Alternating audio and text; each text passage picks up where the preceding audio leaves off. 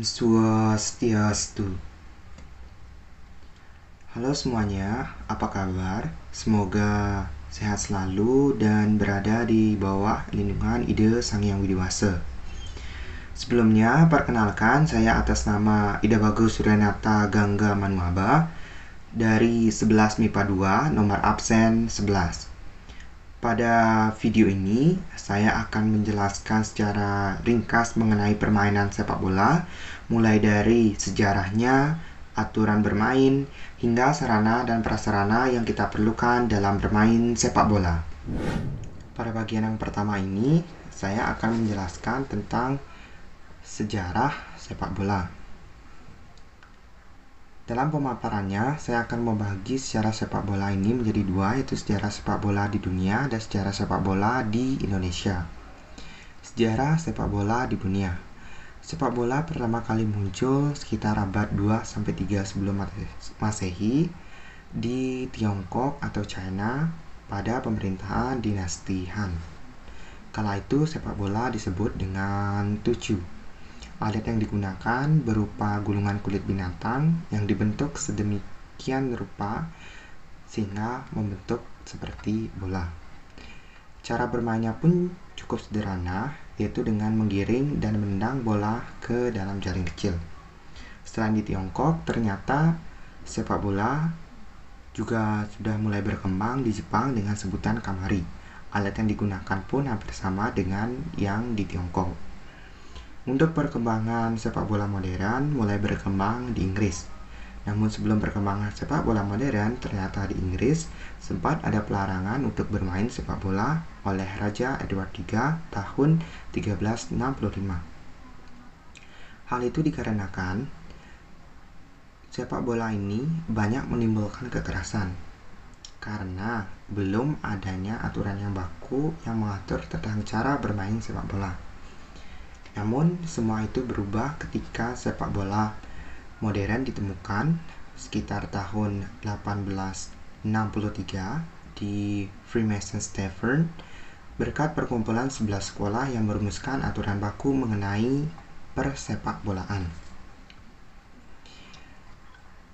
Mulai saat itu, terjadilah pemisahan antara rugby dengan soccer atau sepak bola, dan pada tahun 1869 membawa bola dengan tangan mulai dilarang dalam sepak bola. Setelah munculnya sepak bola modern ini, sepak bola kembali lagi digemari oleh kalangan anak muda.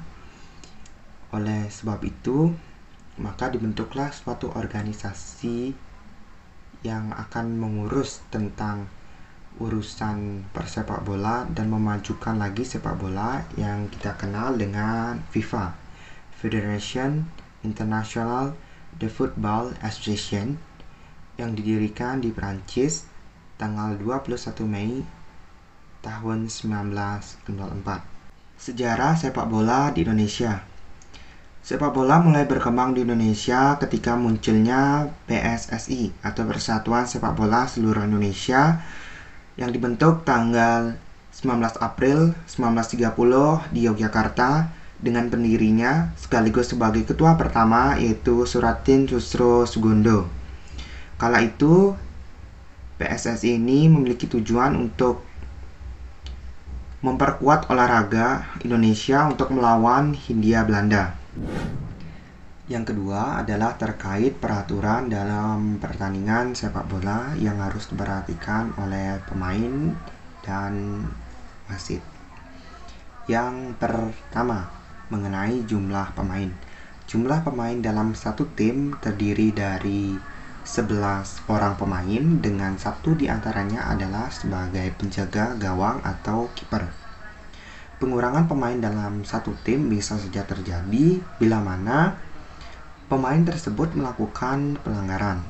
Dalam pertandingan sepak bola, pertandingan masih bisa berlanjut bila mana satu tim masih terdiri dari 7 orang atau lebih, dan bila sudah kurang dari 7 orang, maka permainan bisa saja dihentikan. Pergantian pemain bisa dilakukan sebanyak 3-7 kali tergantung dari peraturan kompetisi yang berlaku. Yang kedua, terkait peraturan wasit. Wasit memiliki wewenang mutlak untuk menegakkan peraturan yang berlaku. Yang ketiga, peraturan mengenai hakim garis atau asisten wasit.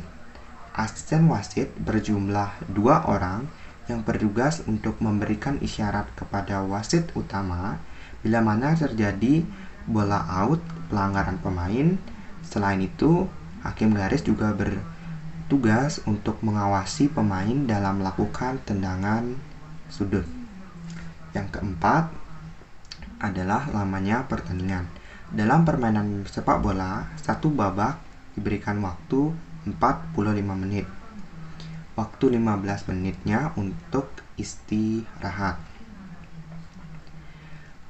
Tambahan waktu bisa saja diberikan oleh wasit tergantung penilaian mereka. Yang selanjutnya terkait dengan peraturan dimulainya pertandingan. Pertandingan sepak bola dimulai dengan pengundian antara ketua dari tim 1 dan ketua dari tim 2. Tim yang menang berhak memilih sisi lapangan terlebih dahulu dan tim yang kalah berhak untuk memulai tendangan pertama atau kick off. Yang selanjutnya adalah terkait peraturan bola masuk atau keluar. Bola dikatakan keluar bila mana melewati garis sisi samping lapangan atau garis depan yang sejajar dengan gawang tersebut, dan bola dikatakan masuk kembali bila bola memantul di tiang gawang atau tiang bendera dan hasil pantulannya masuk kembali ke lapangan.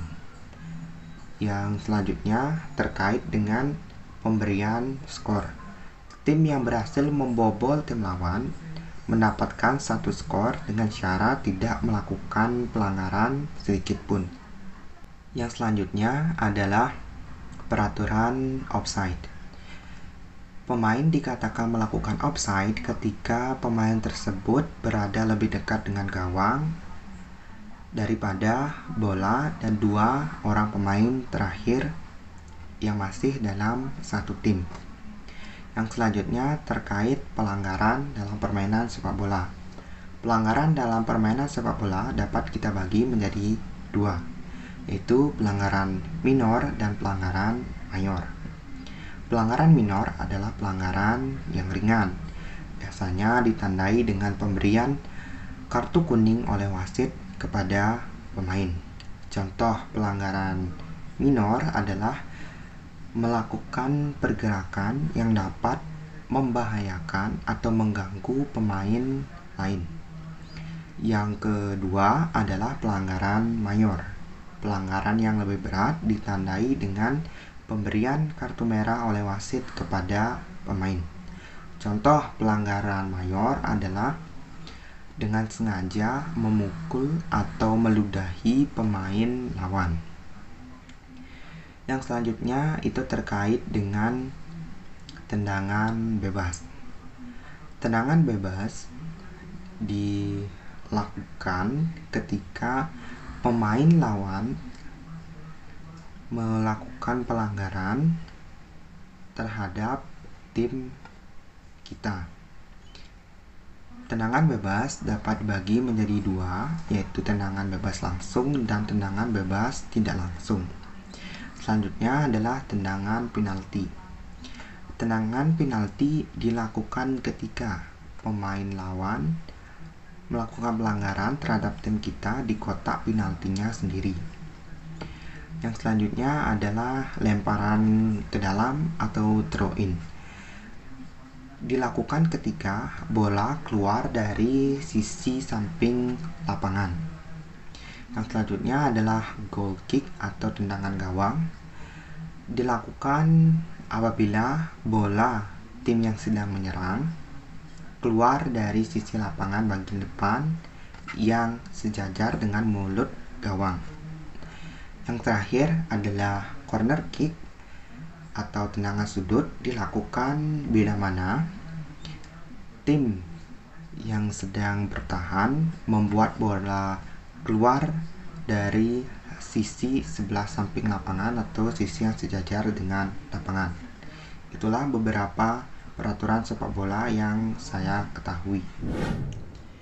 Yang ketiga, saya akan memaparkan tentang teknik dasar permainan sepak bola. Yang pertama, menendang bola atau shooting. Ada 3 bagian kaki yang bisa kita gunakan. Itu adalah kaki bagian luar, dalam, dan punggung kaki. Tujuannya adalah untuk membobol gawang lawan supaya mendapatkan skor. Yang kedua adalah mengoper atau passing.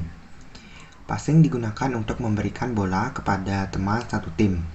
Ada 3 jenis passing, yaitu passing pendek, panjang, dan umpan lambung. Yang ketiga adalah dribbling atau menggiring bola. Digunakan untuk membawa dan mengontrol bola supaya tidak mudah diambil tim lawan. Ada 3 bagian kaki yang bisa kita gunakan, itu adalah kaki bagian luar, dalam, dan kaki bagian punggung. Yang selanjutnya adalah menyundul bola atau heading. Digunakan ketika kita tidak sampai atau tidak berhasil menjangkau bola menggunakan kaki karena bolanya terlalu tinggi. Yang selanjutnya adalah menghentikan bola atau stopping. Dalam menghentikan bola, ada beberapa anggota tubuh yang kita bisa gunakan, yaitu bagian dada, paha, dan kaki. Untuk kaki itu ada 4 bagian yang bisa kita gunakan, yaitu kaki bagian luar, dalam, punggung kaki, dan telapak kaki. Dan yang terakhir adalah mengontrol bola atau trapping. Mengontrol bola ini digunakan agar bola itu tidak memantul dan menjadi milik tim lawan. Caranya adalah dengan menghentikan bola yang datang lalu mengontrolnya sebaik mungkin. Yang keempat, saya akan menjelaskan tentang formasi penyerangan dan pertahanan dalam sepak bola. Ada begitu banyak formasi yang digunakan oleh pemain sepak bola. Namun di sini saya akan menjelaskan 5 di antaranya. Yang pertama adalah formasi 4-2-4. Formasi ini pernah digunakan Brazil saat menjuarai Piala Dunia tahun 1958. Formasi ini menempatkan 4 back, 2 gelandang, dan 4 penyerang. Yang kedua adalah formasi 4-4-2. Formasi ini kerap digunakan oleh timnas Indonesia dalam bertanding. Formasi ini menempatkan 4 back, 4 gelandang, dan 2 penyerang. Formasi ini sangat mengandalkan penyerangan dari pemain sayap di sisi lapangan. Yang ketiga adalah formasi 4-5-1. Formasi ini berfokus untuk mempertahankan arena tim setelah berhasil mencetak gol. Yang keempat adalah formasi 4-4-1-1. Formasi ini merupakan turunan dari formasi 4-4-2. Bedanya, formasi ini menempatkan satu lagi tim penyerang di belakang tim penyerang pertama. Yang terakhir adalah formasi 4-3-3. Formasi ini bersifat ofensif karena menempatkan 4 pemain back, 3 gelandang, dan 3 penyerang. Formasi ini akan merepotkan lawan sehingga bisa mencetak gol sebanyak-banyaknya. Formasi ini kerap digunakan oleh pemain dari Liverpool. Pembahasan yang terakhir ini saya akan menerangkan sarana dan prasarana yang kita perlukan dalam permainan sepak bola. Mulai dari yang pertama adalah lapangan dengan ukuran sebagai berikut.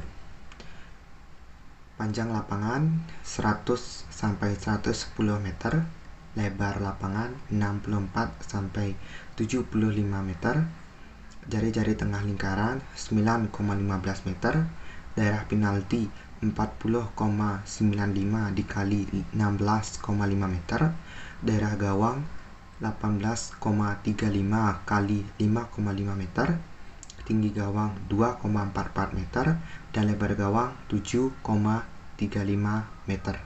Yang kedua adalah atribut yang digunakan oleh pemain. Yang pertama itu adalah jersey. Jersey ke-10 pemain harus sama, dan jersey penjaga gawang atau kiper itu berbeda sendiri. Yang kedua adalah celana. Ketiga adalah kaos kaki. Keempat adalah sepatu. Dan yang terakhir adalah pelindung tulang kering atau shin guard. Dan komponen yang terakhir itu adalah bola sebagai komponen terpenting dalam permainan sepak bola. Memiliki aturan sebagai berikut, yaitu berbentuk bulat, terbuat dari kulit, memiliki tekanan udara 0,6 sampai 1,1 atm, memiliki lingkaran 68 sampai 70 cm, dan memiliki berat 410 sampai 450 gram. Itu tadi adalah pemaparan materi mengenai sepak bola. Semoga dapat menambah ilmu pengetahuan tentang sepak bola, mulai dari sejarah, aturan, hingga sarana dan prasarananya. Mohon maaf bila ada salah kata. Saya akhiri dengan parame Santi. Om Santi Santi Santi Om.